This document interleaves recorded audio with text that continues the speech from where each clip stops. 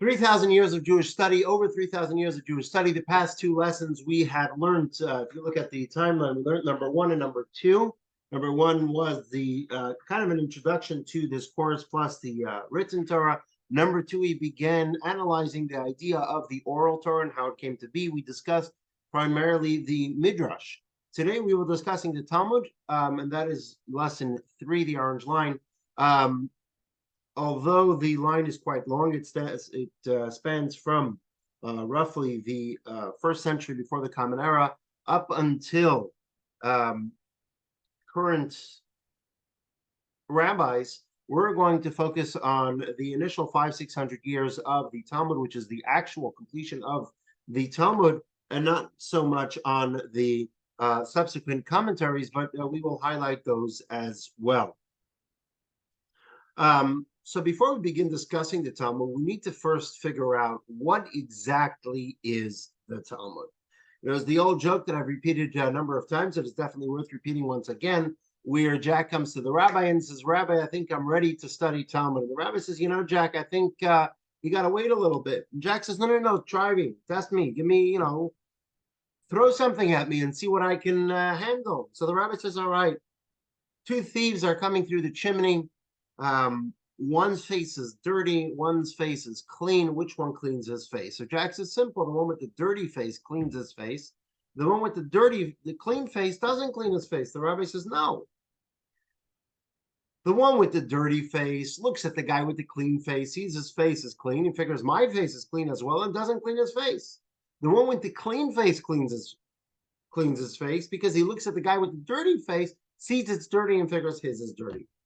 See, Jack, that's why you can't study Talmud." The rabbi says, so Jack says, "All right, Rabbi, give me another chance." And the rabbi proceeds to tell him the same scenario. 2 thieves coming down a chimney, one with a clean face, one with a dirty face. Who cleans their face? And Jack proceeds to tell the rabbi what the rabbi just said. And the rabbi says, "No, Jack. See, this is why you can't study Talmud. The one with the dirty face touches his face, sees it's dirty, goes ahead and washes his face. The one with the clean face touches his face, sees it's clean, doesn't wash his face." Jack says, "All right, Rabbi, please give me another chance." The rabbi says, "All right, 2 guys come down the chimney, one with the dirty face, one with the clean face. Who cleans his face?" So Jack says, "Well, it depends. If the guy cleans his, and he goes through the whole back and forth." And the rabbi says, "No, they both clean their face. The one with the dirty face touches his face, sees it's dirty, cleans his face. The one with the clean face looks at the guy with the dirty face, sees it's dirty, figures his face is clean." Jack says, "All right, Rabbi, look, one more chance. Throw something at me. You'll see I'll get it." The rabbi proceeds to tell him the same thing. 2 guys come down the chimney with clean face, dirty face. And Jack goes ahead and proceeds to tell the rabbi the entire pilpul, as you see the word up on the screen, the entire back and forth of what the rabbi just presented to him. The rabbi says, "See, Jack, this is why you can't study Talmud. You're not ready for it. If 2 guys come down the same dirty chimney, how is it possible that only one of them is dirty?" This Jewish joke, it's an old Jewish joke, actually is a pretty good description, a pretty good illustration of the Talmudic concept of pilpul. What the Talmud is really all about. What is pilpul? Pilpul is a hair-splitting, it's a form of hair-splitting, mind-sharpening dialogue that presents arguments and counter-arguments, proofs and counter-proofs, builds logical structures, knocks them down, back and forth, until when all the dust is settled, an idea has been probed and analyzed from every single angle possible. And through this process, we achieve a thorough understanding of the idea and how to apply the idea in different circumstances.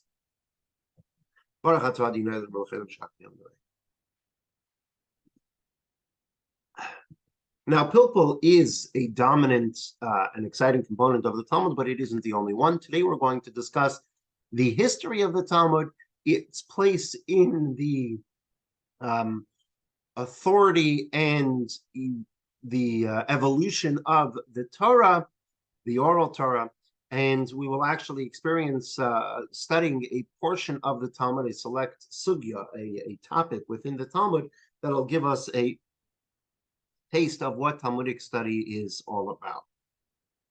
So now let's get back to our original question. What is the Talmud? First and foremost, the importance of the Talmud is of absolute importance. It cannot be overstated. After the Tanakh, after the 5 books of Moses, following the 8 books of the prophets, and following that, the 11 books of the writings, there is no other work as central to Judaism and Jewish law and life as the Talmud. Now, the question, what is the Talmud, doesn't have a simple answer. And I'll demonstrate that to you with an actual demonstration. See what I'm holding here? It's quite large, right? I guess for size. It's quite large. It's a big book. This big book, if you'd ask me what it's called, I tell you it's called the Talmud. And if you see right there in Hebrew, it says Talmud Bavli. We'll get in a moment to what that second word means, but let's focus on the first word, Talmud, right? So if I were to show you this book and I asked you what this is and you told me this Talmud, you'd be right, but you'd also be only half right. Because first of all, the Talmud isn't only one volume.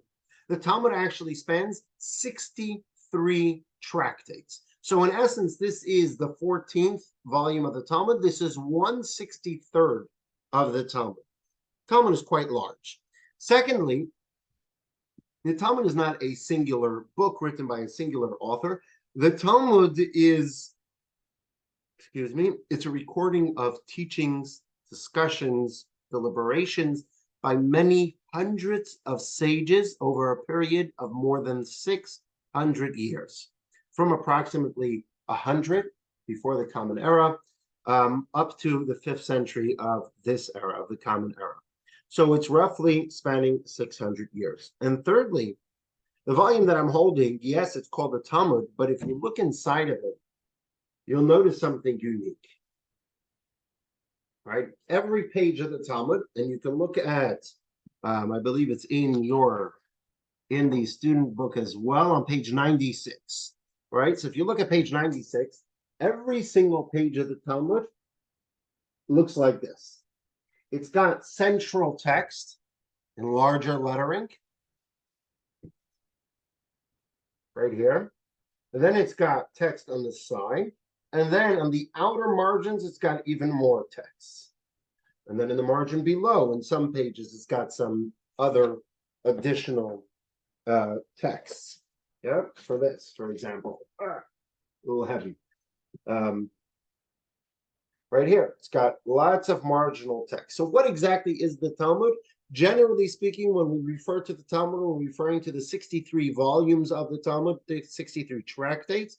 We're referring to what's written here. What's written here is what we just spoke about, is the deliberations, discussions, analyzations, and so on from the Talmudic sages beginning roughly 100 before the Common Era and continuing for about 600 years until 500 of the Common Era. That's what this central area is. What's on the outside? On the outside are commentaries. Now, these commentaries that are on the outside of the page, anything which isn't that center column, is all commentaries that came later, commentaries that are explaining, questioning, analyzing, and discussing the Talmud itself for the next 1,500 years up until today.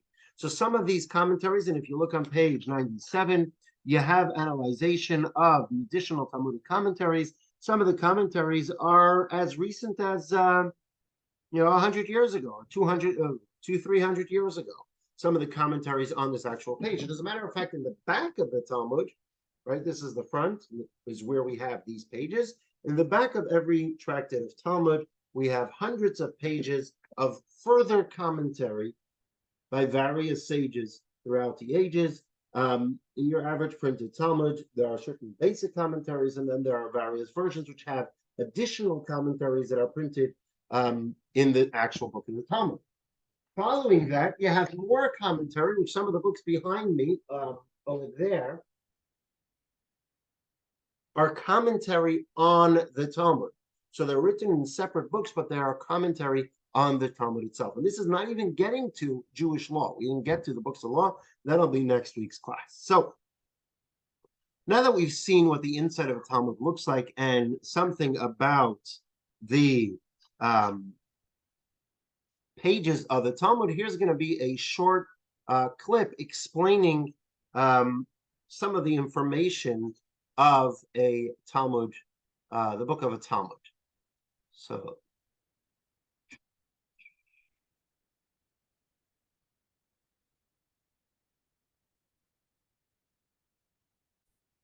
here's the video clip.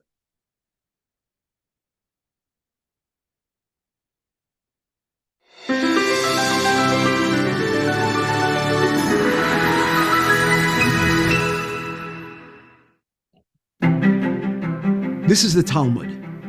63 tractates, 523 chapters, 2 million words. After the Bible, the Talmud is the most important work of Jewish literature and has defined Jewish learning for centuries. From the outside, the Talmud looks like a book, albeit a rather formidable book, but from the inside, it looks more like this. Why is it so complicated? To decipher the Talmudic daf, or folio page, we first need to understand what the Talmud is, how it came to be created, and what a volume of Talmud contains. A volume of Talmud is not a book, it's a library of books. A typical volume of Talmud might include more than 100 works, composed by hundreds of authors over a period of more than 1,800 years. Let's deconstruct the daf and then rebuild it layer by layer. The oldest part of the Talmud is the Mishnah.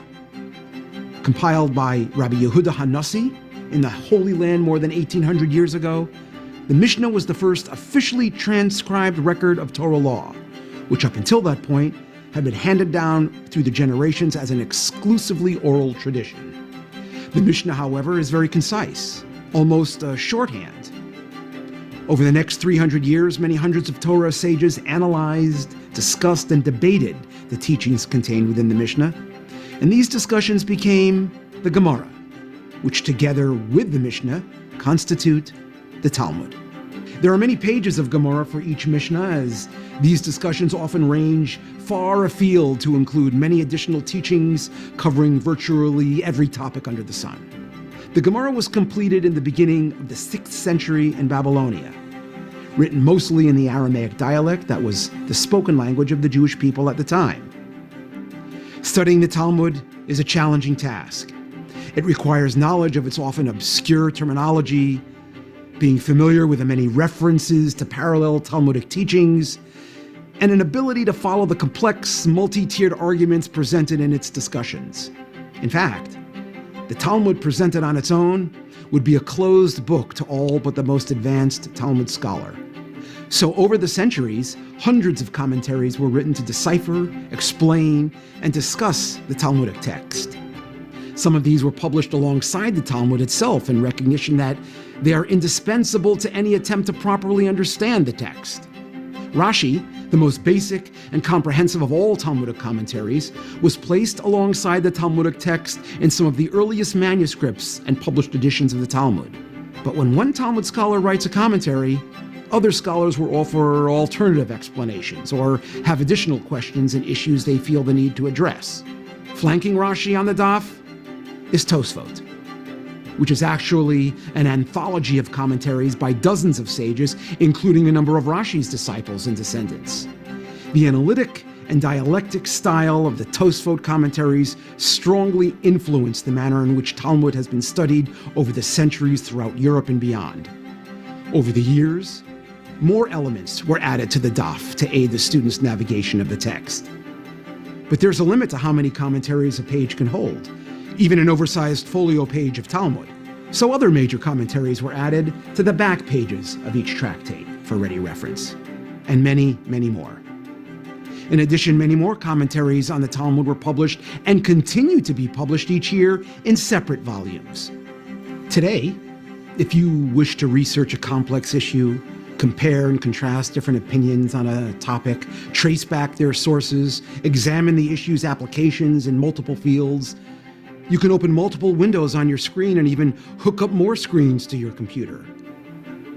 But centuries before Windows 1.0, Centuries before electronic information technologies, Jews committed to exploring the multi-chambered laboratory of wisdom called the Talmud had already invented the original hypertext, the Daf.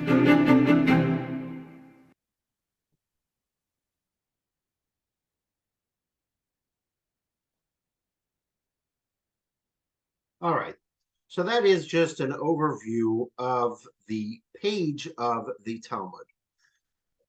One other reason of why I say that the book I held up before isn't necessarily the Talmud is, aside from its size and the fact that there are many commentaries in the Talmud, there's also the idea that Talmud is a style of learning.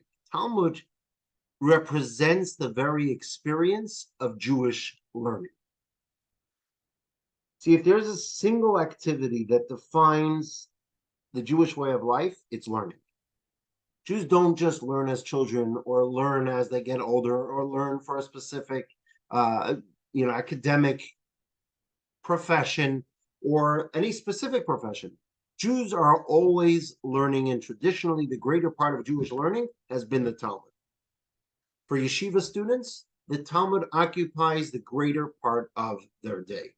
When I was in yeshiva, that's what we did most of the day. We started studying the Talmud. We studied other things earlier. They would start at 7:30, end at 10 o'clock at night. But on average day, we'd study Talmud from 11 a.m. all the way through 5 p.m. That's a solid 6 hours of studying Talmud. And that's in an average yeshiva, that's what is done on a day-to-day basis. But it's not just yeshiva students. Career people, business people, laymen, everyone. It made no difference if they were bakers, if they were shoemakers, if they are, you name it. If they're doctors, if they're lawyers, if they're regular business people. Throughout Jewish history and until today, every single Jew studies Talmud. And if you see a Jew learning, chances are 9 out of 10 times it's going to be studying Talmud.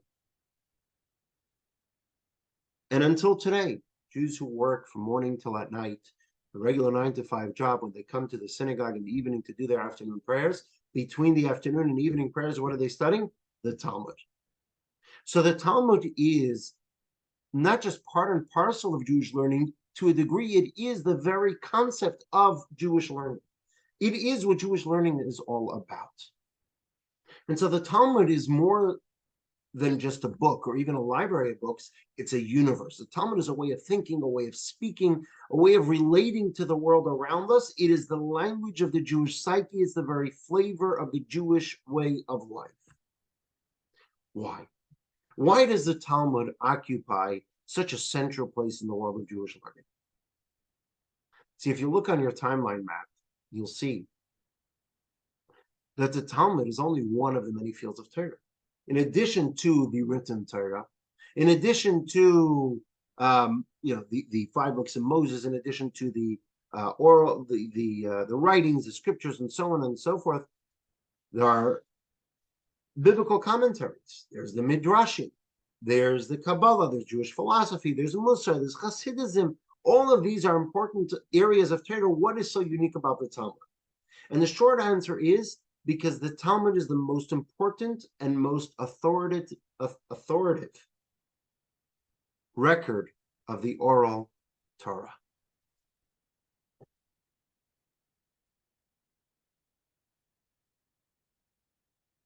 And that is why the Talmud has such a central place.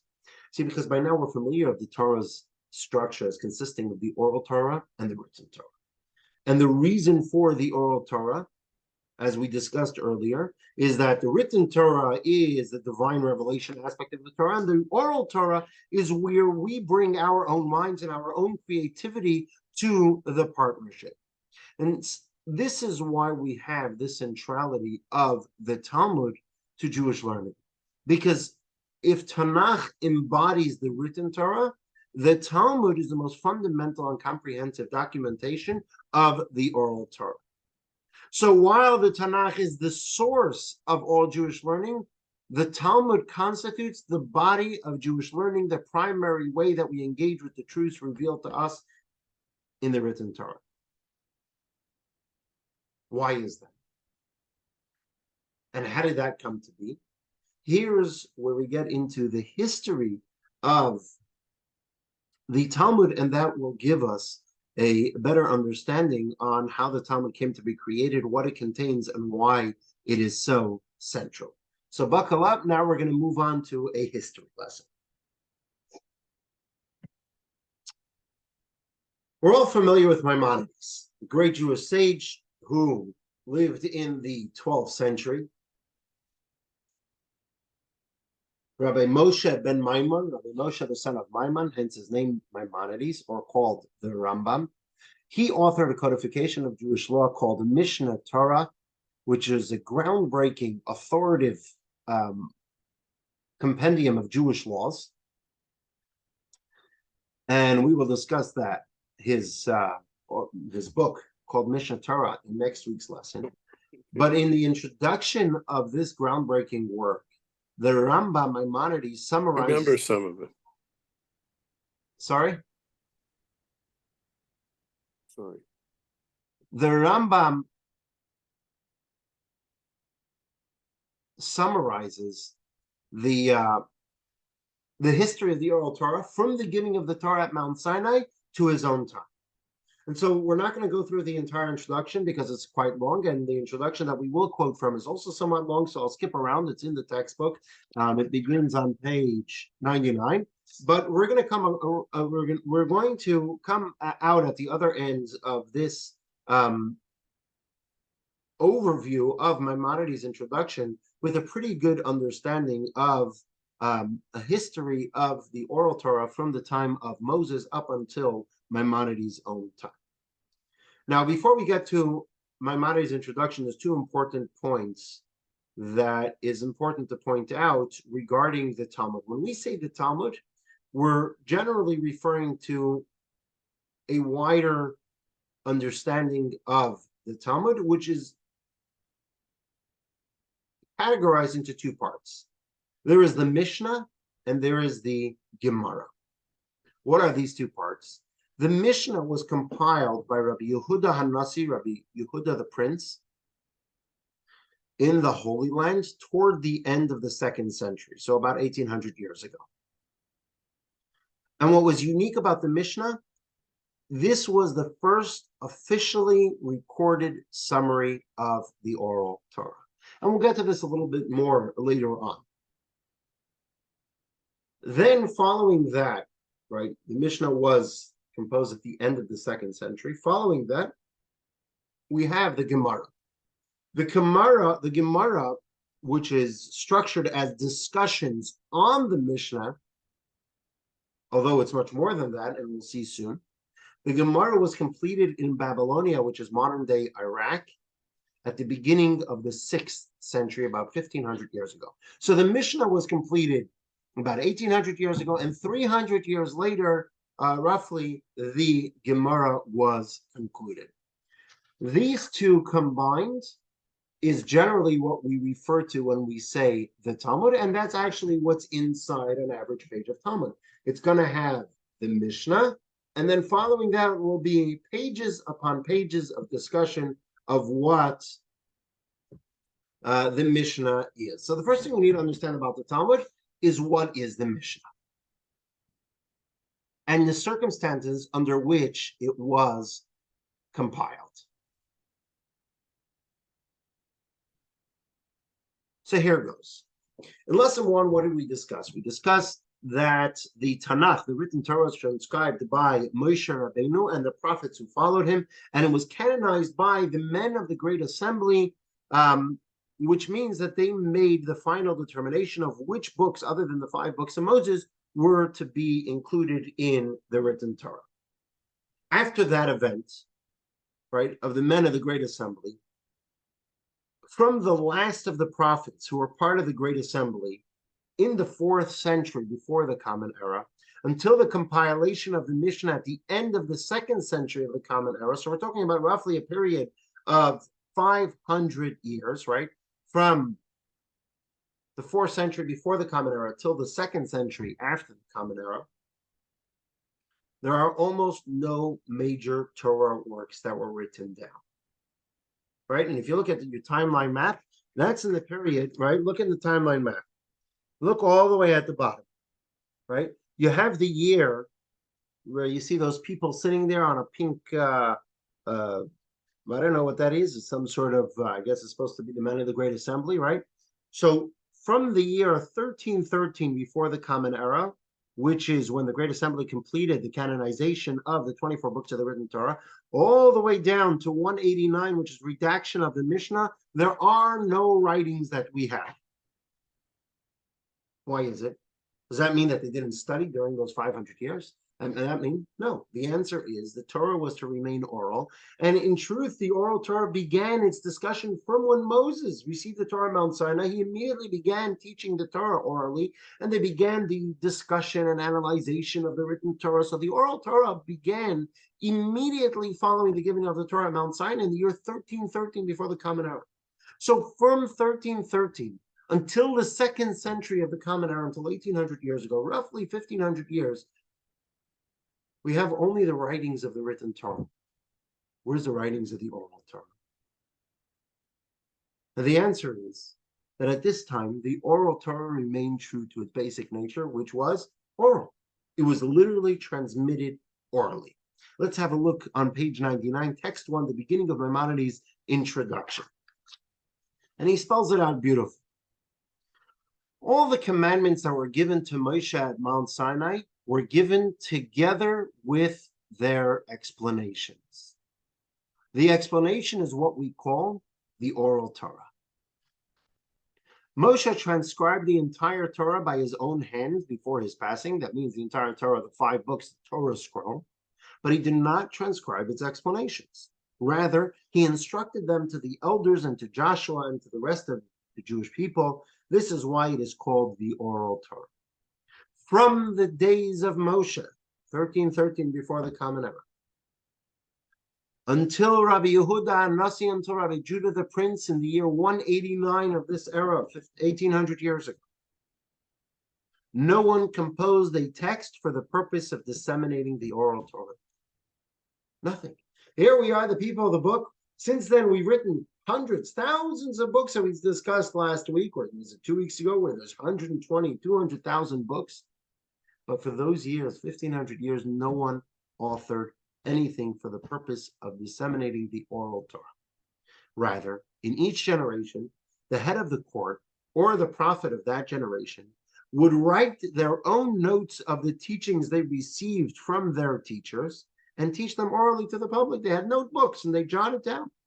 Similarly, each person would write down for themselves, according to their ability, the teachings they heard regarding the explanation of the Torah and its laws, as well as the new concepts that were deduced in each generation using one of the 13 rules of biblical exegesis and accepted by the high court, the Sanhedrin. The high court was a high court in Jerusalem. For the most part, it consisted of 71 sages, and we'll get to that in a moment. So it continued until the time of Rabbi Yehuda Hanasi, until Rabbi Judah the Prince in the 2nd century. That was the process. There was not a single book of oral Torah that was published. What there was oral Torah, transmitted from teacher to student, from teacher to student, from teacher to student, analyzed, deduced, derived, inferred, discussed, broken down, argued about in public with many, many rabbis together and thousands of students and thousands upon thousands, generation after generation. But nothing was compiled and published. Yes, students wrote to themselves little notes in their notebooks. Teachers jotted down little, talking points, but there wasn't any book which was published for the public.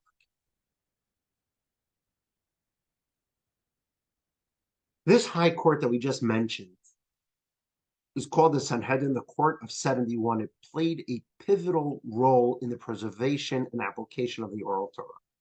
What's the Sanhedrin? The Sanhedrin was originally established by Moshe Rabbeinu, Moses, the great Moses. Moshe Rabbeinu originally established this court by directive of God. And in each generation, it continued. From that generation, there was this Sanhedrin, the high court, if you will, the supreme court of the Jewish people. that began from Moshe and continued uninterrupted in each generation. The Sanhedrin was the final authority on all questions of Torah law. And the Talmud describes as follows. Let's have a look in text 2. Here's a quote from the Talmud discussing this system. And the system is as follows. On page 100, at first, there were few disputes on matter of Torah law in Israel. There was never disputes. There was never one community did one thing, another community did another thing. No. What would happen? Rather, a court of 71 magistrates sat in the chamber of chiseled stone in the Holy Temple in Jerusalem. That's where the Supreme Court sat. 2 additional courts of 23 magistrates sat at the entrance of the Temple Mount and at the entrance of the Temple courtyard. And additional courts of 23 sat in all cities of Israel.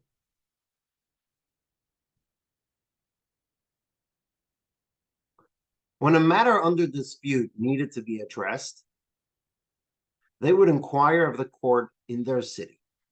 Right? Someone had a question. He couldn't open Google to search the answer to his question. He couldn't go to his Torah bookshelf, his Jewish bookshelf, to see what the law is because there was no bookshelf. So he'd go to his local rabbi. And if the local rabbi didn't know, they'd go to the local court.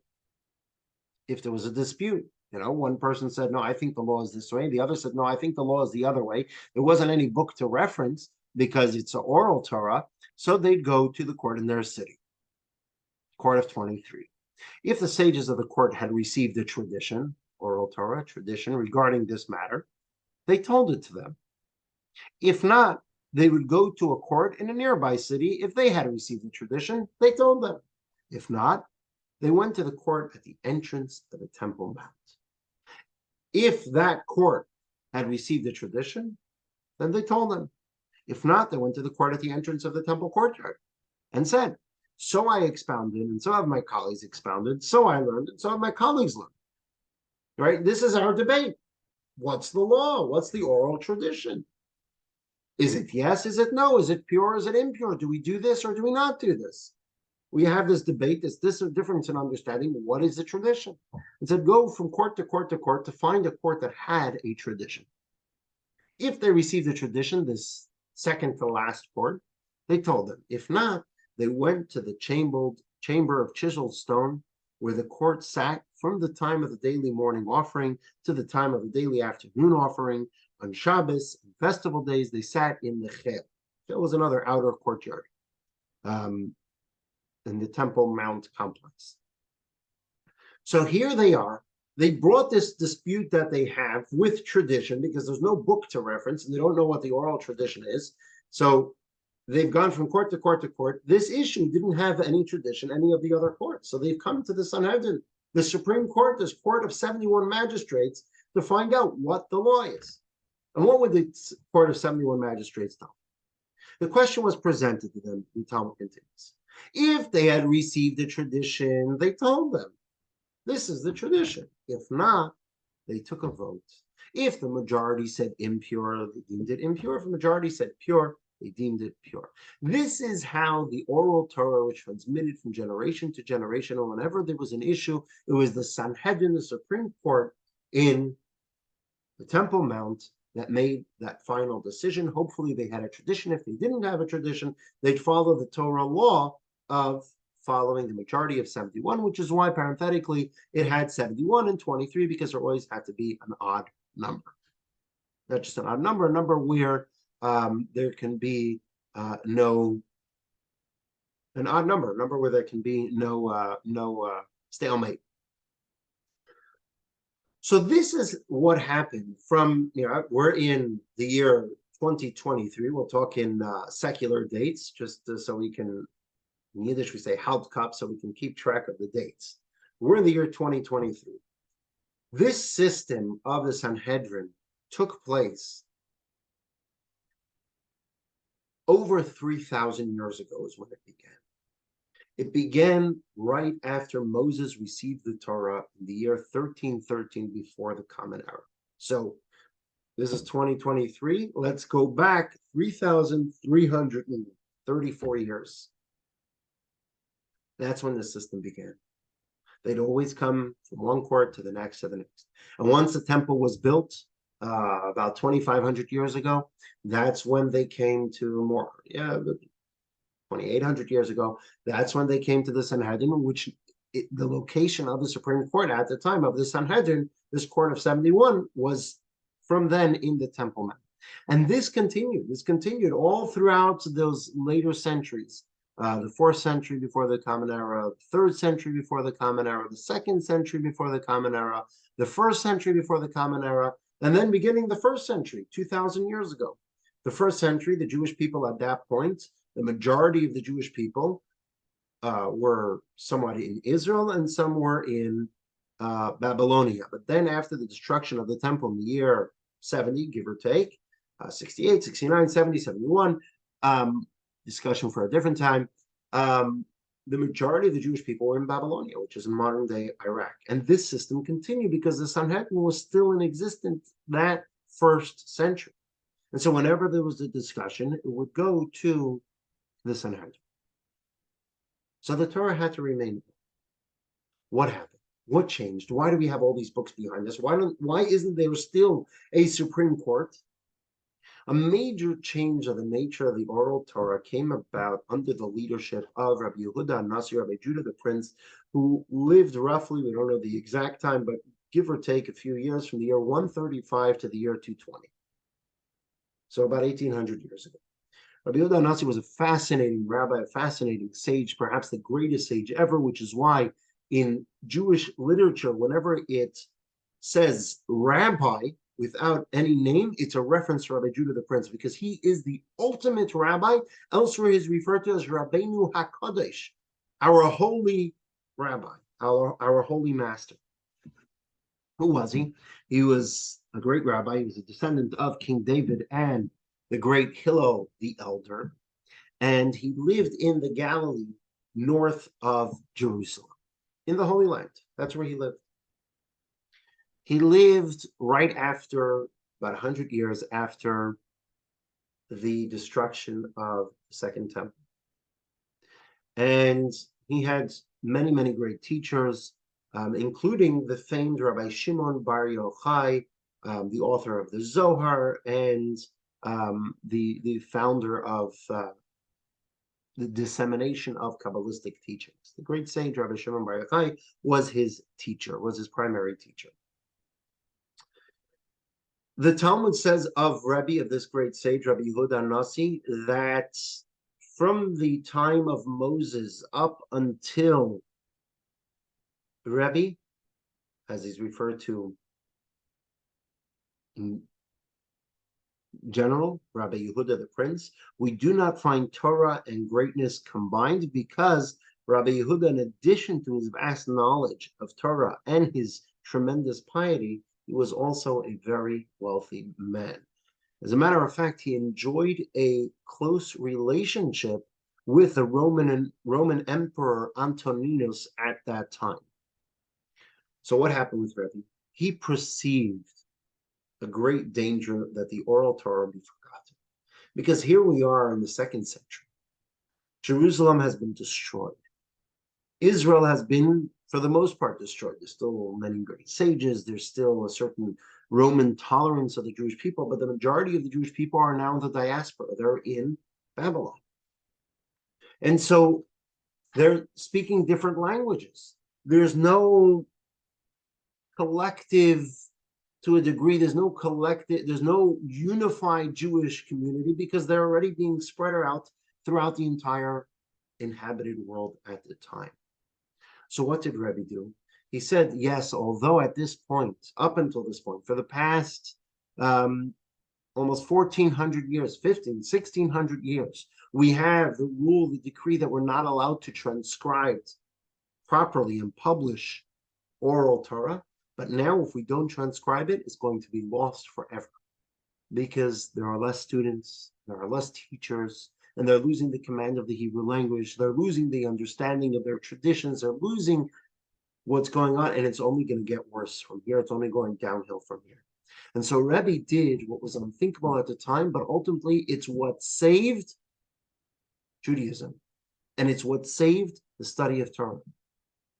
He assumed leadership of the Sanhedrin about 100 years after the destruction of the Second Temple, and that's what he did. He went around and he collected all the teachings and all the laws and all the explanations and all the commentaries that were handed down generation to generation, teacher to student, and those that were taught by the courts in each generation concerning the entire Torah and all those court rulings of the Sanhedrin.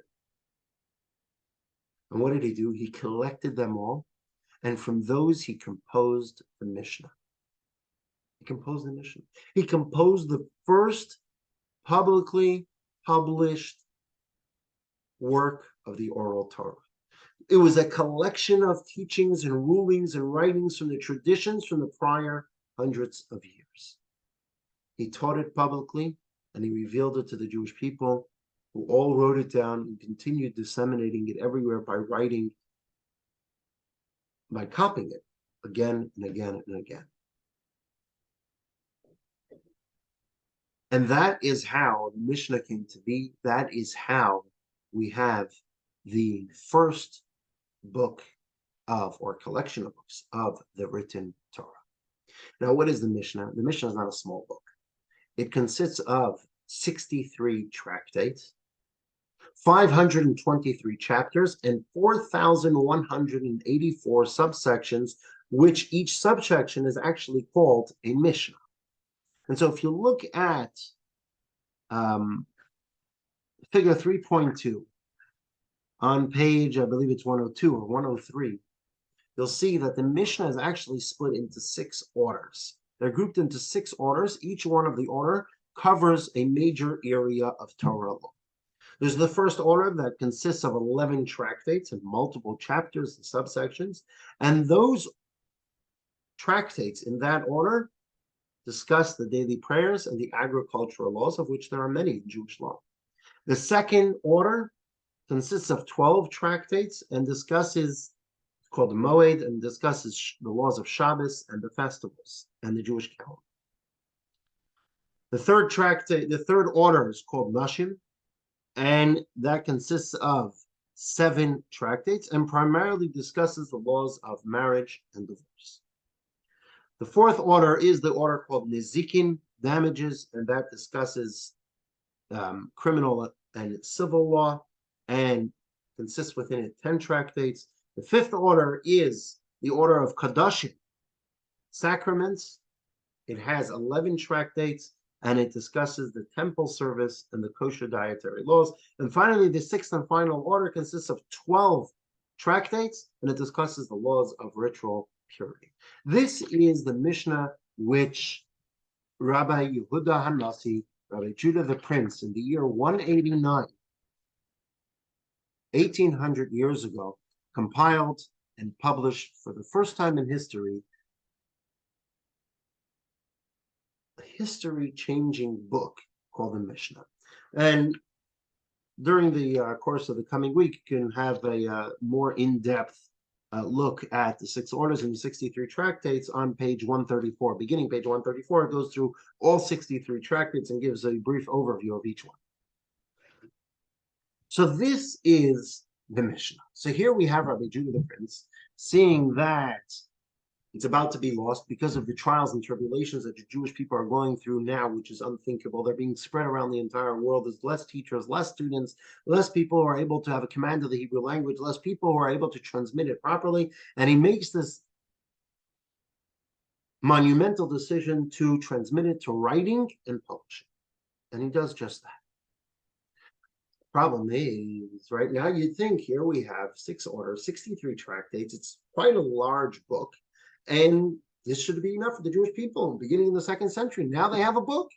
Now they have a book that they can go ahead and they can study the law, so they no longer need to go and go from one sage to the next, go from one court to the next. They have a question what the ruling is. Let's look in the book of the Mishnah. The issue is that even after the publication of the Mishnah, even after the Mishnah was written, much of the Oral Torah still remained oral. Why?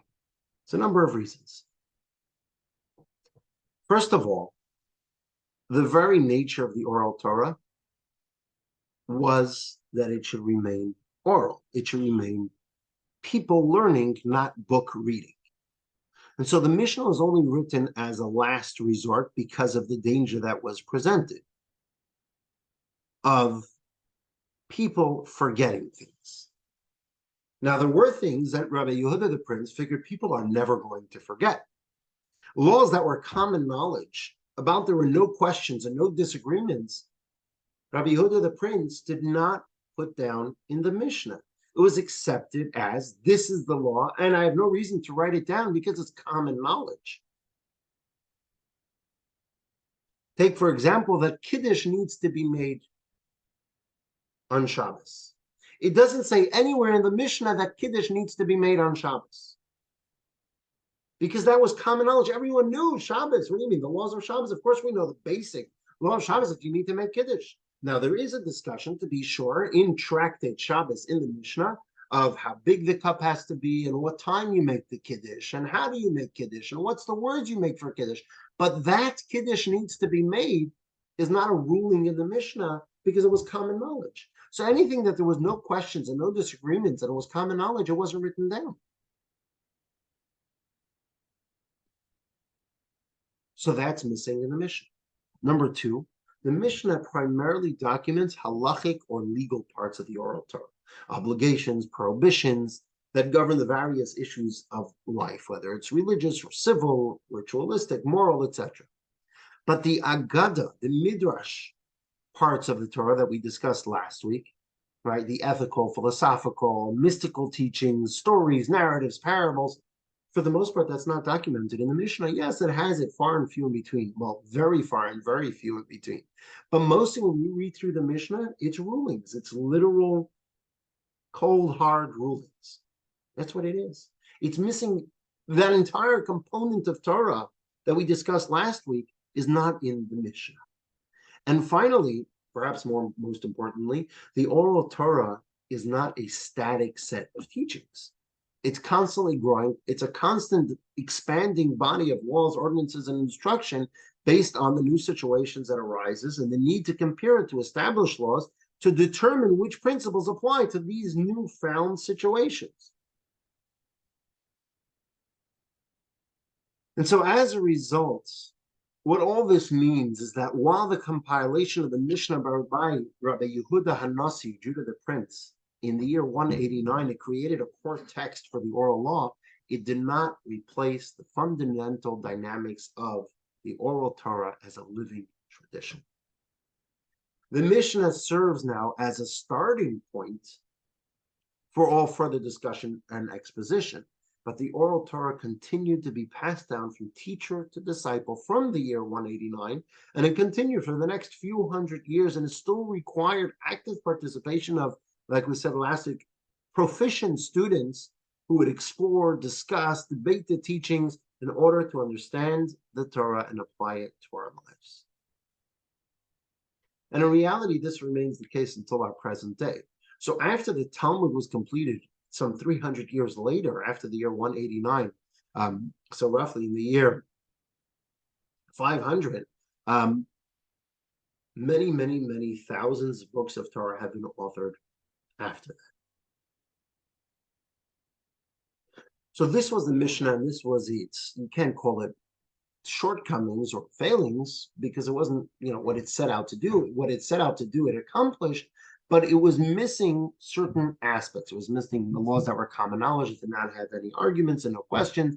It was missing the continuation of the discussion regarding new insights and new situations that arose. And it was missing an entire genre or multiple genres of Jewish literature of Torah, which was the parables, the stories and narratives, the mystical teachings, the ethical and moral teachings. Now, I do want to point out that even in the Mishnah, there is one tractate that we're all familiar with because we've discussed it and studied it many times, that is all moral and ethical teachings, and that is called the Ethics of Our Fathers. That is a tractate. So Rabbi Yehuda Hanasi did include one tractate of 5 chapters that had within it multiple teachings, moral and ethical teachings. That being said, that's all it was. It was 5 chapters. It was missing the majority of what was continued to be discussed orally. And this is where the Gemara comes in. This is where that second aspect of the Talmud arrives. Because several generations after the compilation of the Mishnah, compilation of the Mishnah occurred in the year 189. That's when it was completed. In the year 500, roughly, the year 505, as it puts it here on the bottom line of our timeline map, smack in the middle, we have redaction of the Talmud. In the year 500, 505, there again rose the need for an official, authoritative record of the Oral Torah in order to transcribe all that was discussed, debated, discovered, and taught in those subsequent generations from the Mishnah until this time period. And this is what we have. We have the Talmud, which includes in it the Mishnah, what Rabbi Yehuda the Prince compiled, which is more in concise format, focusing mostly on Jewish law, and on it we have the Talmud. Now, we're not going to get too deeply into it. There are actually 2 Talmuds. There was the Babylonian Talmud and the Jerusalemite Talmud, and we'll get to that shortly. But let's get to the Mishnah in a moment. Let's get to, well, you know what, I'll just give a quick overview. The Jerusalemite Talmud and the Babylonian Talmud are, as their name suggests, they're the same idea. They're both a Talmud, which discussed the Mishnah, but they were done in different geographic locations. The Babylonian Talmud, if you look on the map on page 106, you see B right there on the right side. The Babylonian Talmud was done in Babylon. In Babylon, modern-day Iraq, that was where the bulk of Jewish students were. There were tremendous Jewish academies there, Torah studying academies with tens of thousands of students, multiple academies. Each one of those dots is not just cities. If you see Baghdad right there in the middle, just south of Baghdad, you have Sura, you have Mechuzah, you have Narda, you have Pumbedisa. These are all names of tremendous rabbinic academies that existed at the times, and they existed for the next few hundred years. So Iraq, we think of it today as this third world, country that doesn't have much to do with Judaism, but the reality is the home for Judaism, so to speak. In other words, obviously the home was always the land of Israel, but the home and exile of the Jewish people was in Iraq for hundreds of years. And that's where the Jewish academies were. And so the Jewish Academy of Babylon are the ones that we study in the Babylonian Talmud. That was completed in the year 500, give or take, about 1,500 years ago. 150 years before then, from the destruction of the temple in the year 70, right, up until the majority of the Jews of Israel were exiled by the Roman Empire in the year 350. So those 200-300 years, there were a tremendous amount of sages, albeit much less, much fewer than what was existed at the same time in Babylon. But there was a nice showing of sages that were in Israel at the time, including the Sanhedrin, that great Supreme Court that we discussed earlier, was still in Israel, in Tiberias at the time. And so up until the year 350, they also had these discussions and debates and analyzing what the Mishnah is and so on and so forth. And so they have their own Talmud. Now, in the year 350, they never had a chance to kind of collect all the teachings and put it into an orderly fashion. That was done a little bit later. They didn't have a time, so to speak, to finish up all their discussions because they were forced out of Israel. And so they, for the most part, they all moved west. They all moved east, to Iraq in the year 350. So all their teachings we have in the Jerusalemite Talmud, and that was concluded 150 years prior to the conclusion of the Babylonian Talmud. So the majority of the Israeli sages all went and eastward and traveled to Iraq, which is why the Babylonian Talmud is, when we say, generally speaking, when you hear someone saying the Talmud, they're referencing the Babylonian Talmud, which is that collecting of teachings from the year 189 up until the year 500. Why? Because all those sages from the Jerusalemite Talmud also moved to Iraq and continued teaching and discussing and coming up with decisions in the Talmud. And then when that was concluded in the year 505, that became the authoritative Oral Torah book, which became the authority for all the Jewish people. So we do have the Jerusalemite Talmud, but if there's a debate between the Jerusalemite Talmud and the Babylonian Talmud, we follow the ruling of the Babylonian Talmud, because that was finished last. And we'll get to it a little bit. We'll get to that shortly. That's just quickly the two Talmuds. Let's get back to what the Gemara is and how the Gemara relates to the Mishnah, right? So what did we say? We said the Mishnah was put forth by Rabbi Yehuda the Prince. He collected all the teachings and decisions of all the sages of the prior generations and put it into this monumental work called the Mishnah in the year 189. The Gemara, what does it do? What happens is as follows. The most basic function of the Gemara is to explain and unpack the Mishnah. You see, the language of the Mishnah is very concise. Sometimes it's almost like a shorthand. So what does the Gemara do? The Gemara does three things. The Gemara primarily is to unpack what the Mishnah means. So you have one Mishnah statement relating to a specific law, and then you have pages upon pages of the Gemara that is working on unpacking what that Mishnah means. And that unpacking works in three directions. It works laterally, backward, and forward. What do I mean by that? I mean as follows. It works laterally because the Mishnah is, as I mentioned, it's almost like written in a shorthand. So the Gemara is trying to decipher what the Mishnah means. That's what it's trying to do. It tries to decipher what the Mishnah means. And in these discussions, the sages of the Talmud, of the Gemara, they ask, what are the circumstances of the case presented in the Mishnah? Why did the Mishnah choose this particular case to illustrate this law? What would the law be if the circumstances were different? And the Gemara also cites parallel teachings from other Mishnaic passages or teachings by Mishnaic era sages from those centuries up until leading up to the year 189, teachings that were not included in the book by Rabbi Yehuda Hanasi known as the Mishnah. So there are teachings but they're outside of that book. Why did Rabbi Yehuda Hanasi exclude those teachings? How do they match up with the teachings that Rabbi Yehuda did include with the Mishnah? When two Mishnaic teachings seem to contradict each other, the Talmud either explains the different circumstances of the two cases, or it explains the differing viewpoints that these two teachings present. Now, we have another issue in the Mishnah. Sometimes the Mishnah quotes two or more opinions regarding a specific law, and the Gemara will examine the reasonings behind these opinions. It then seeks to discover which opinion should be followed in actual practice by introducing other Mishnaic teachings in support of one view and or the other. And the same process is followed when two sages in the Gemara argue about a Mishnah's meaning. They also try to bring other Mishnaic proofs. So for example, you have a Mishnah and the Mishnah says, till what time can you say the Shema in the morning to fulfill your obligation of saying the morning Shema? One sage says, this is a Mishnah. One sage says you can say it till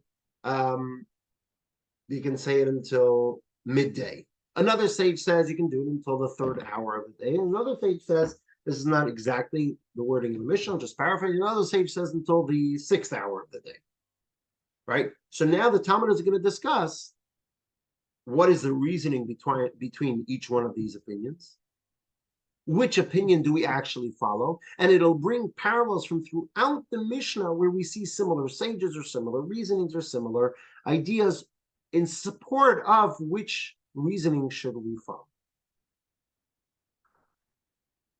Another way the Mishnah works is by going backward, which is, as we mentioned earlier, right? Where does the Mishnah come from? It comes from decades of discussing the Oral Torah, which is all based on the written Torah. So the Gemara will examine the laws cited in the Mishnah and will ask, what's the source of the law? Right? And think about the law that we discussed last week about the roadside assistance law. Right? We showed some of the verses where the ruling came from. That's what the Gemara does. Yeah, the Mishnah will say this is the ruling. The Gemara will discuss from where did the sage of the Mishnah that Rabbi Yehuda Hanasi is quoting, from where did he derive this law?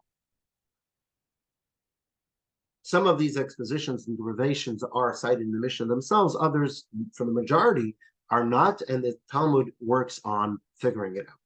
And once again, we have the third direction with which the Gemara works to decipher the Mishnah, and that is forward, which is now that we know the ruling that the Mishnah issues, let's see if we can get from the words of the Mishnah to understand it fully, so we can now apply this to further situations that arise. Let's carry it. Once we understand the sources of the law, once we understand the reasoning of the law, once we know which ruling, which opinion to follow, we can now carry it forward and apply the principles this Mishnah contains to new questions and new circumstances. Following that, the Gemara doesn't just stop there with explaining a Mishnah. The Gemara then continues things that are connected to the Mishnah, because the Gemara is much more than just a commentary on the Mishnah. Yes, the Mishnah is a starting point for the Gemara's discussions.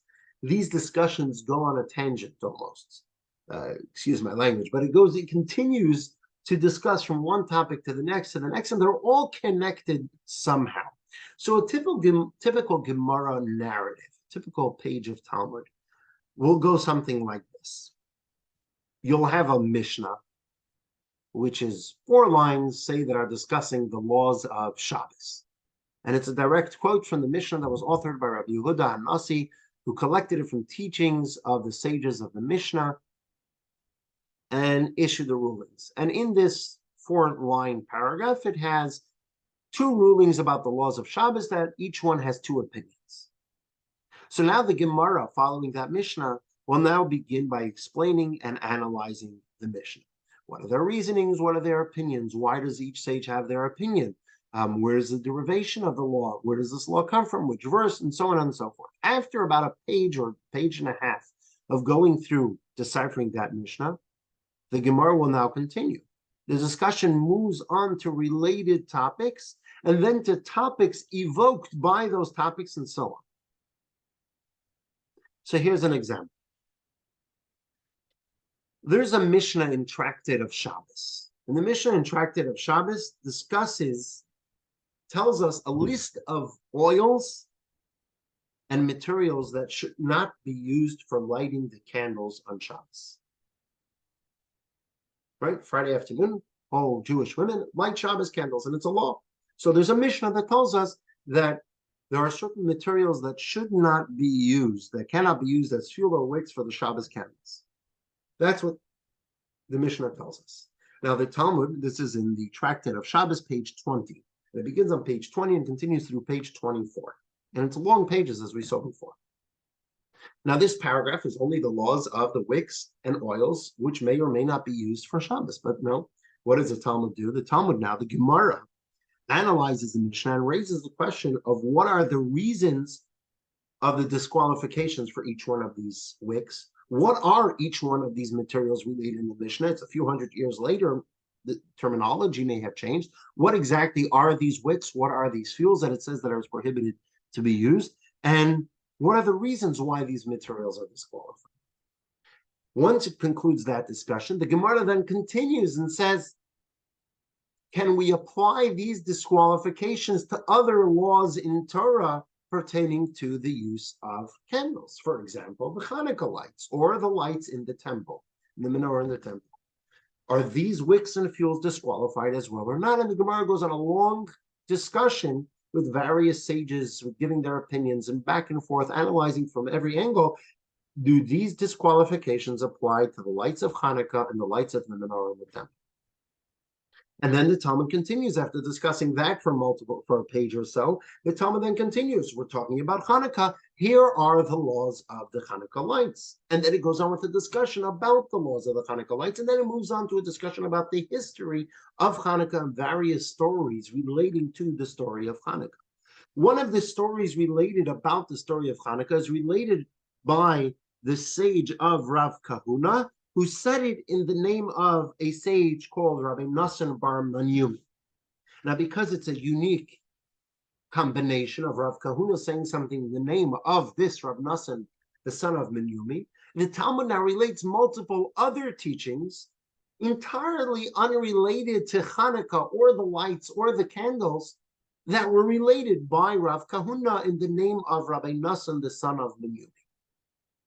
After 4 double-sided, close written pages of intense studying that can take weeks of studying in depth, these 4 pages, the Gemara comes to a conclusion with the discussion of this Mishnah and moves on to Mishnah number 2.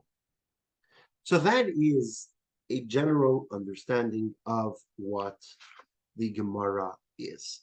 Now, it's important to mention that this Gemara,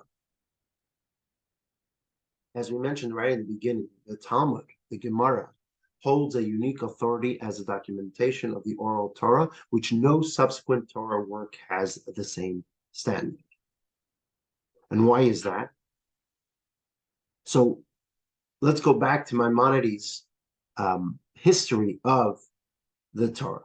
Maimonides then concludes and explains in his introduction that up until the 1st century, we had the Sanhedrin. We had the Supreme Court, and the Supreme Court would give the final verdict. So there was never any dissension amongst the Jewish people. In other words, there was no one community did things one way and the other community did something another way. No. If there was a misunderstanding or a difference in tradition, there would be an argument. It would go to the court, and the court would decide which one to follow. Once the court decided which one to follow, that's what the entirety of the Jewish people did. There were no differences between the Sephardic Jews and the Ashkenazic Jews, the Babylonian Jews and the Israeli Jews. It made no difference. The Jews who lived in the north and the Jews who lived in the south, all Jews did exactly the same. There was no gefilte fish or salmon. It was gefilte fish or salmon. There was no cholent or chamid, which are 2 forms of things that are eaten. There was no, herring or hummus. There was no differences. Everyone did exactly the same. This is what the sages of the Sanhedrin of the Great Court of 71 decided. This is what became law for everyone. So the entirety of the Jewish population did exactly the same as it came to every single law. Problem is, once the temple was destroyed, the Sanhedrin had to move out of Jerusalem. And they moved from one place to another place to another place until the 4th century, roughly 1600 years ago, 1700 years ago. In the 4th century, the Sanhedrin was forced to disband by the Roman Empire, together with the majority of the Jewish population in Israel, and they were forced to be exiled, so it was forced to be disbanded, and then the entirety of the Jewish people were exiled to Babylonia. Once that happened, what happens? There's no more central authority. So as long as the majority of Jews were in Babylonia now, exiled from Israel to Babylonia, and the discussions of the Talmud remained, that remained the center, and it was the authority of the Talmudic sages that gave the authority.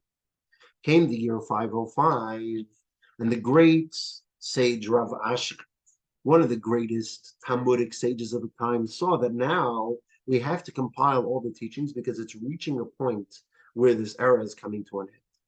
So they collected all the teachings. They came to a decision, the entirety of the Talmudic sages, and they compiled the Talmud. Everything which was written in the Talmud was accepted by the entirety of the Jewish people, just like the rulings of the Sanhedrin. Once the Talmud was sealed, that's when differences in communities started arising. Because now communities, by the year 500, following the year 500, in the 6th century, about 1400 years ago, that's when the diaspora started spreading. No longer central in Babylonia. Jews started moving north, Jews started moving west, Jews started moving east. And slowly but surely, especially in the next 200-300 years, that's when Jews started moving towards Europe. And now travel became harder, language barriers. And so when you had one community and the rabbis of one community, and question arose, what is a tradition about something which isn't written in the Talmud, the rabbi would issue a ruling, or the rabbinic court in Germany, for let's say, would issue a ruling, and the rabbinic court in Iraq would issue a different ruling. And there was no one who had the power to say the Iraqi ruling is the correct one and everyone in the entire world, because there was no way for it to get around the entire Jewish inhabited world at the time. So the sealing of the Talmud was the end of an era. The Talmudic era was the last time the entire Jewish people accepted one central authority before the dispersion led to many centers of Torah leadership.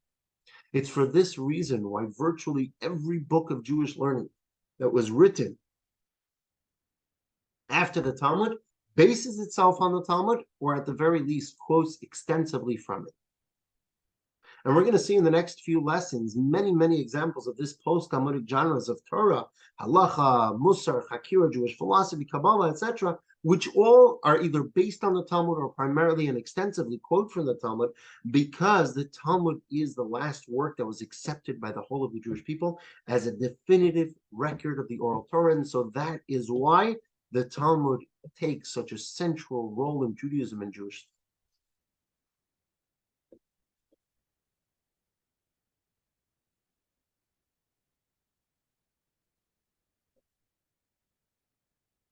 There's a lot more to discuss about the Talmud, but I'm going to skip the next section, which we kind of touched upon, and we'll go into giving an example of studying the Talmud.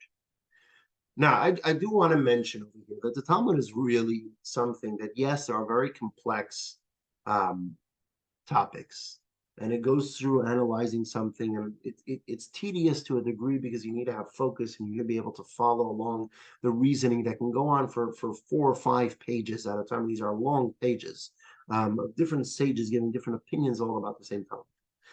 But we start studying Talmud in the 3rd grade. That's when we start studying Talmud.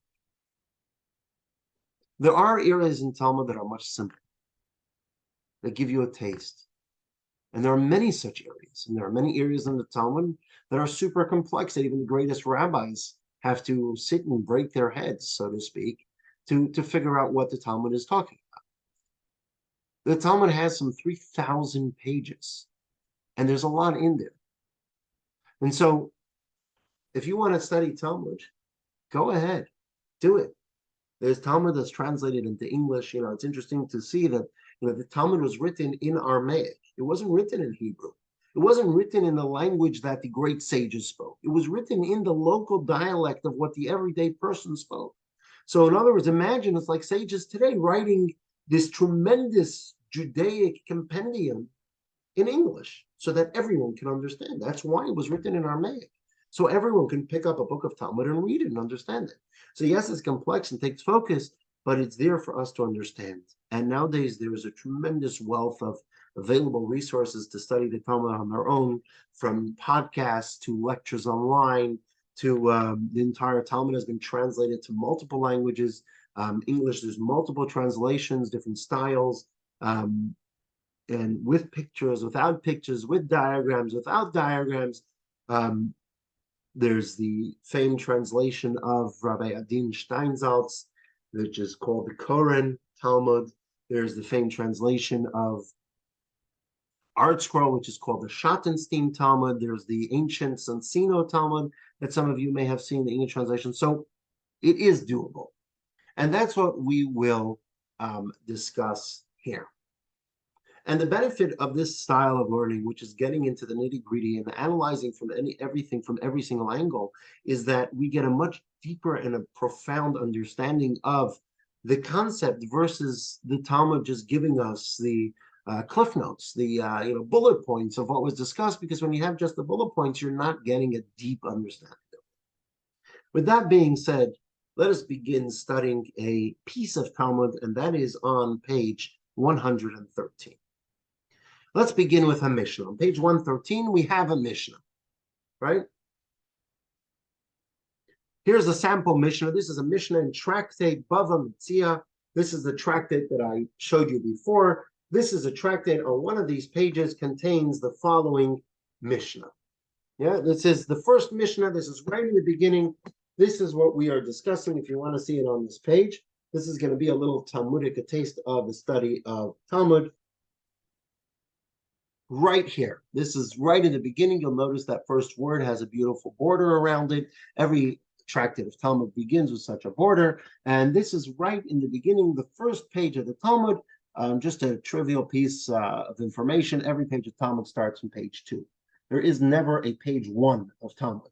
Page 1 of Talmud is the Hebrew letter of Beis, which is really page 2. So it's page 2, but it's essentially page 1. And that's a discussion for a different time. Either way, this is right in the beginning of this tractate, we have this Mishnah. And again, a Mishnah is just what? Just a couple lines. So here's the Mishnah, page 113, text 7. Two people are grasping a garment. This one says, I found it. And this one says, I found it. This one says, all of it is mine. And this one says, all of it is mine. That's the case, says the Mishnah. This one should swear that his share in it is no less than half. And this one should swear that his share in it is no less than half. And they divide. What's the case that the Mishnah is telling us? It's a simple case. The law is telling us in the Mishnah is pretty straightforward. Two people are arguing over the ownership of a garment. Let's say you have a pair of pants as is depicted in this picture, right? It doesn't say what type of garment. It says a talus. Discussion of it's literally a talus. Either way, what's a straightforward case? Two people are arguing the ownership of this pair of pants, right? Each one is claiming that it's theirs. You have Jack and you have Tony. Jack says the pants is mine. Tony says the pants is mine. Neither of them are presenting any proof of ownership. Neither of them are showing a receipt, witnesses that it was theirs. None of them are showing proof of ownership. They're both just claiming. Jack says it's my pair of pants. Tony says it's my pair of pants. What's the rule? What does the Mishnah say? Divide it. Now, what does it mean divide it? You don't split the pants down the middle. You sell the pants and it makes $50, let's say. So $25 go to Jack and $25 go to Tony. That's the ruling of the Mishnah, right? Pretty straightforward. Problem is, remember what we said about the Mishnah, its wording is exact. Rabbi Yehuda, the prince, was precise and concise in his wording. So now let's analyze the wording of this Mishnah. Put yourself in the mind of a Talmudic sage and reanalyze text 7. Right? And think about different things you can come up with. Now, the Talmud has pages upon pages of discussion on this Mishnah. Let's see, 1, 2, 3, 4, 5, 6, 7, 8 pages on the discussion of this Mishnah. Now, this Mishnah is not just, this is just the first half of the Mishnah. There's a second half of the Mishnah, which has another case. But either way, there are 8 pages, so let's say 4 pages on discussing these 3 lines that we just read. 4 pages. So we're not going to go through all 4 pages. We're just going to, and those 4 pages can take weeks of studying. And we spent weeks in yeshiva studying these 4 pages. But we're just going to go through a few points to give us an idea in the ways in which the Gemara analyzes a Mishnah, right? So here we have a case that seems straightforward. 2 people claiming ownership over a pair of pants. No one is providing any proof. And so the ruling is divide it, sell the pair of pants, and split it. Or if it's something that could be split, then each one takes half. Question is, everything in the Mishnah is concise. So what does it mean when the Mishnah says 2 people are grasping a garment? Did they walk into the court literally holding it? Jack and Tony were both holding half a pair of pants. They were both pulling at it. They were having a tug of war. Is that what happened? Now, if it didn't happen, then why did the Mishnah say it? Why can't they just say 2 people were arguing over a pair of pants? Why does it use the terminology 2 people were grasping the garment? Could have just said 2 people were arguing about a garment. Must be that the Mishnah is telling us something. And what the Mishnah is teaching us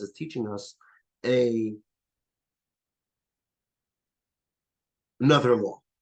And the other law is based on a legal principle called chazaka, which is possessor's rights.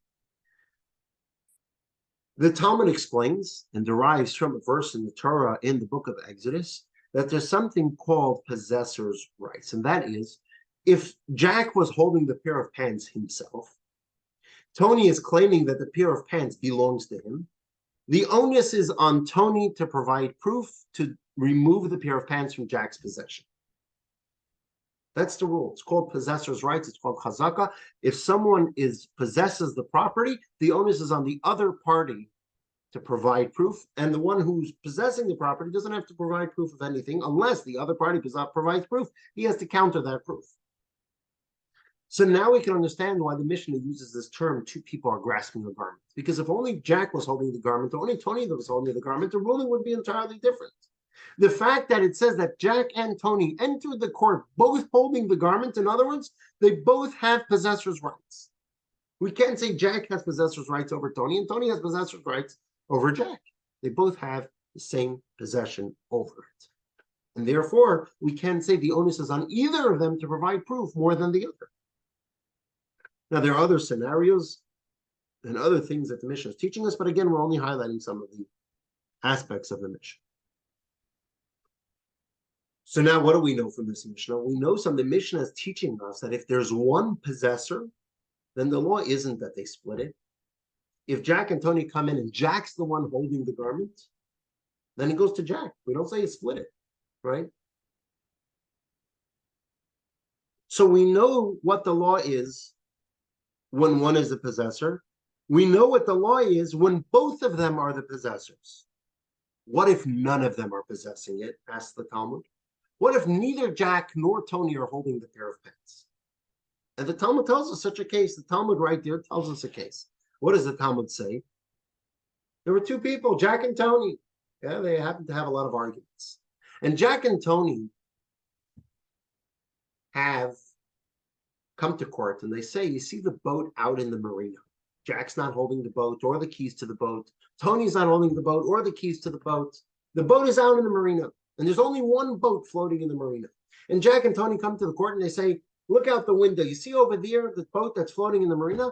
Jack says it's mine. Tony says it's mine. So Jack says, would the honorable court seize the boat and hold it in their possession until I'm able to bring witnesses that it's mine? So the Talmud asks, do we listen to his suggestion and seize the boat or not? The Talmud relates to opinions. One opinion says we do seize it. The other opinion says we don't seize it. Let's say the court seized the boat. But now Jack went, searched for witnesses, and couldn't find witnesses that the boat was his. So Jack said, look, release the boat now. I couldn't find witnesses. So release the boat out into the marina, and whoever's going to be stronger will be the one who captains the boat, who grabs the boat. And then it'll be in his possession, and then the onus will be on the other one to bring proof that it's not his. So Jack says, let the boat out into the free, and me and Tony will have a tug of war. We'll actually fight physically for the ownership of the boat. And I'm going to grab the boat will become mine, and then the onus will be on Tony to find ownership. So the Talmud says, do we listen to him and release the boat or not? So again, there's a debate. One Talmudic sage says we don't release it, and the other one says we do release it. And here's the key on the bottom of page 116, the end of this Talmudic session. The law is, we do not seize the property in such a case, but if the court did seize it, we do not release it. So once again, the Mishnah, these just words, the Talmud is deriving from the Mishnah, that the Mishnah is teaching us that if they're holding the garment and they're both possessors, so then we split it. But if neither of them are possessors, the court does not get involved. They don't get involved. There's no ruling. Now, if they did, for whatever reason, get involved and seize the boat, they don't let it free until someone brings actual presentation, actual proof of ownership. Then the Talmud raises another suggestion. And the Talmud says, let's have a look on text 11, on page 118. When the two claimants stand before us holding the garment, we are compelled to rule that the garment should be divided. Because anytime that we see something in a person's possession, we need to regard it as their property, even though another person is contesting this and claiming that it is mine. Consequently, we cannot rule that whoever is stronger will prevail, as we do in the case cited in Bava Kama 34b regarding the boat. That case, however, is different because neither of them is in possession of the property they are claiming. The court has no cause to stop any person from taking something that they claim is theirs when we don't know who it belongs to. It would therefore be wrong to rule that it should be divided, as we might be depriving a person of their property without just cause. But in our case, where both claimants are possessors of the garment, we are obligated to prevent one of them from robbing the other. So we have no choice but to rule that the garment should be divided. What's the issue here? The issue is saying this. What's the difference between the two cases?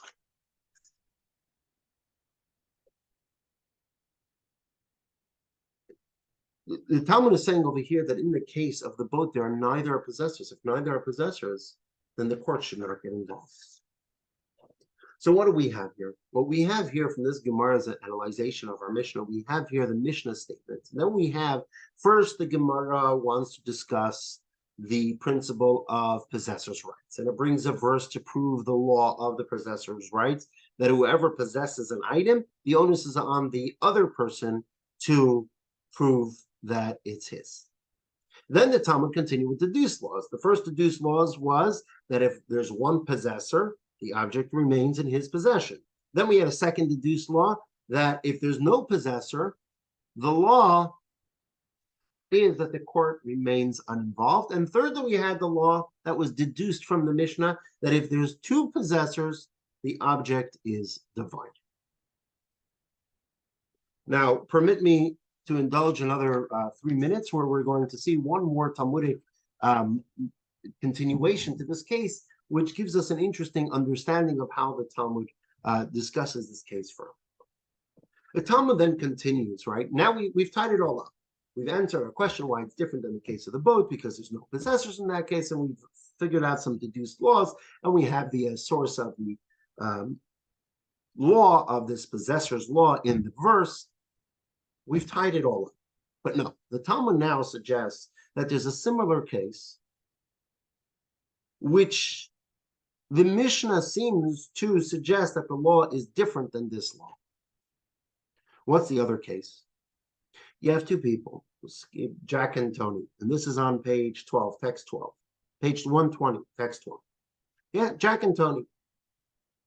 Jack, one of these people, gave Mark $100 to hold, and the other gave Mark $200.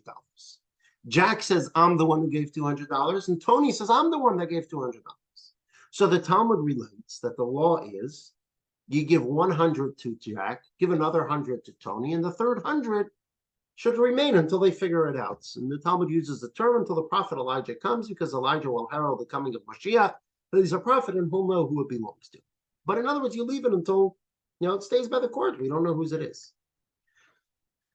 Rabbi Yossi, a second opinion in the Mishnah, says, no, the swindler is going to lose nothing. He's going to get his $100. He's a swindler. He only gave $100, and that's what he's getting in return, $100. Why should only the person who actually gave the $200 lose? He says all $300 remain in possession of Mark or in the court until one of them provides proof. This way, the swindler does not benefit.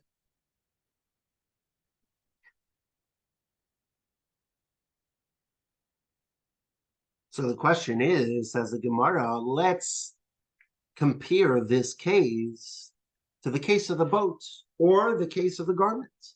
In the case of the garment, we said, let's split it when there's a debate. In the case of the boat, we said, let's not get involved.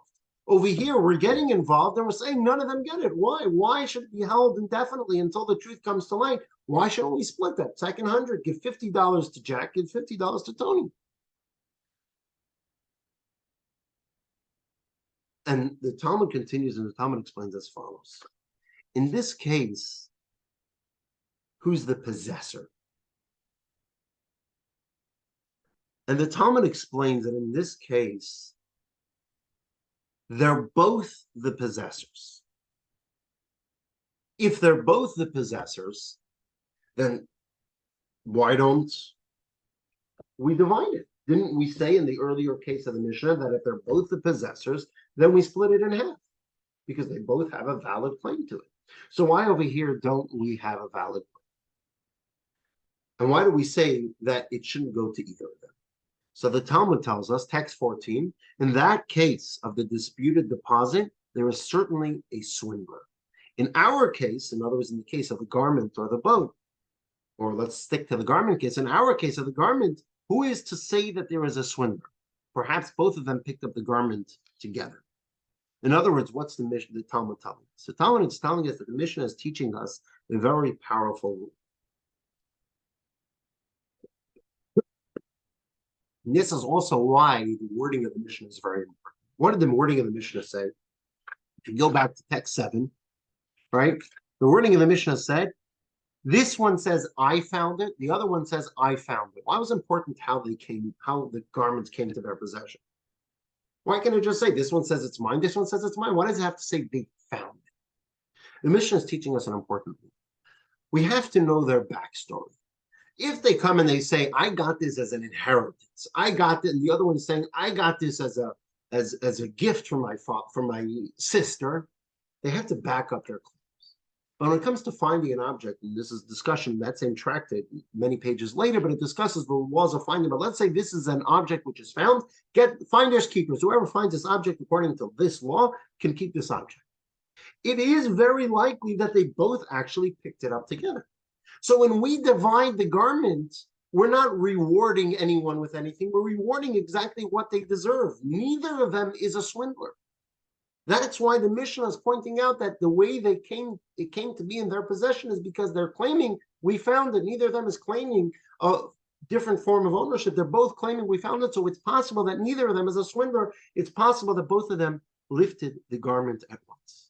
However, when it comes to the story of disputed money, one of them is definitely a swindler.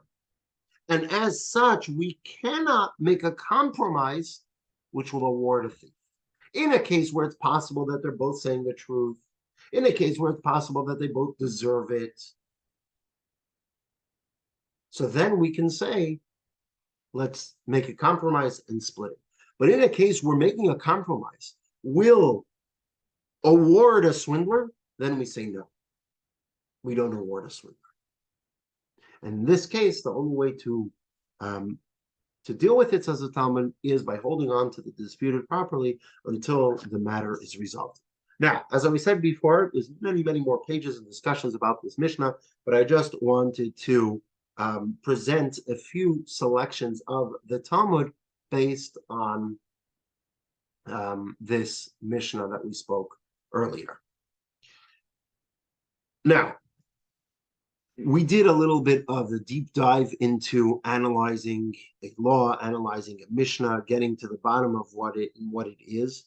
And yes, it may have been easier if the Talmud just told us if in case A, this is what happened, then this is the law. If in case B, if this is what happened, then this is the law. If the Mishnah said that, and just given us the final conclusions without the whole back and forth of the Talmud, or the Talmud asks the question, gives the answers, scenarios, suggestions, they could have just presented us a list of scenarios and a list of rules. But that's not what Talmudic learning is all about. Talmudic learning is about the process, figuring out how we get from point A to point B, because it's only in the process of struggling through the questions and contradictions that we gain a deeper understanding of the issues involved, and we access and acquire the tools to apply these principles to numerous other situations. And this is the unique wisdom that the Talmudic approach brings to the complexities of Jewish living and human existence, and that is what Jewish learning is all about.